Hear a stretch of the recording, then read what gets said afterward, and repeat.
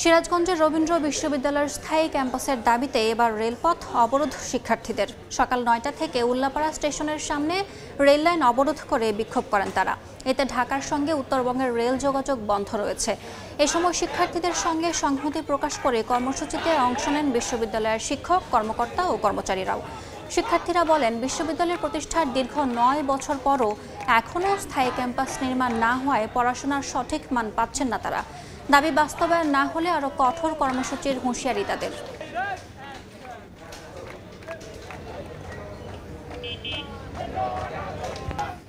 এই মুহূর্তে উল্লাপাড়া রেল স্টেশনে আছেন রিপোর্টার রিঙ্কু কুণ্ডু, সরাসরি যাচ্ছে তার কাছে।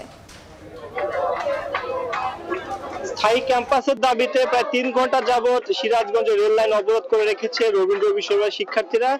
সকাল ৯টা থেকে সিরাজগঞ্জের উল্লাপাড়া রেল স্টেশনের সামনে রেল লাইনের অবস্থান নিচ্ছে এবং আমরা দেখছি যে তারা স্থায়ী ক্যাম্পাসে বিভিন্ন বিক্ষোভ করছে, বিভিন্ন স্লোগান দিচ্ছে। শিক্ষার্থীরা যদি বলছে যে বিশ্ববিদ্যালয় প্রতিষ্ঠান ৯ বছর হয়ে গেল তারা নিজস্ব ক্যাম্পাস হয়নি, সাজাদপুরে বেশ কয়েকটি প্রতিষ্ঠান এবং বাসাবাড়ি ভাড়া নিয়ে তাদের একাডেমিক কার্যক্রম এবং প্রশাসনিক কার্যক্রম চলছে, যে কারণে তারা দীর্ঘদিন ধরে আসলে বিভিন্ন আন্দোলন সংগ্রাম করে আসছে এবং সেই আন্দোলন অংশ হিসেবে আজকে সকাল ৯টা থেকে তারা রেলপথ অবরোধ করে রেখেছে এবং সিরাজগঞ্জ উল্লাপাড়া রেল স্টেশনের সাথে সেই অবস্থান কর্মসূচি চলছে। এবং এটি যেটি হয়েছে যে উত্তরবঙ্গের সাথে ঢাকার যে রেল যোগাযোগ সেটি কিন্তু বন্ধ হয়ে গেছে। আমরা দেখেছি যে সিরাজগঞ্জের এই সিটি এক্সপ্রেস, ধূমকেতু এক্সপ্রেস সহ বেশ কয়েকটি ট্রেন কিন্তু আসলে এই যে অবরোধের কারণে আটকা পড়েছে এবং তারা বলছে যে যতক্ষণ পর্যন্ত তাদের এই যে দাবি অর্থাৎ স্থায়ী ক্যাম্পাসের দাবি, সেই দাবির কোনো আশ্বাস না আসবে ততক্ষণ পর্যন্ত তারা আন্দোলন চালিয়ে যাবে। আমরা দেখেছি এর আগে তারা মহাসড়ক অবরোধ করেছে, কিন্তু আজকে যেটি করেছে সেই রেলপথ অবরোধ করেছে এবং আমরা সেটি দেখছিলাম যে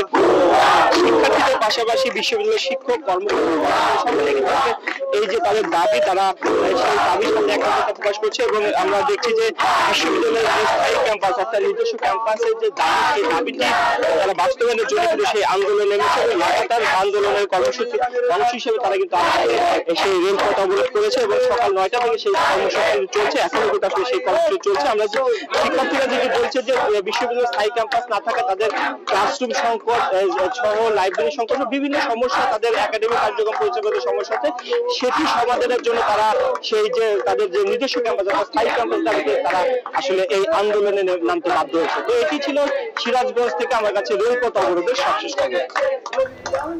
সরাসরি যুক্ত ছিলাম সিরাজগঞ্জ থেকে।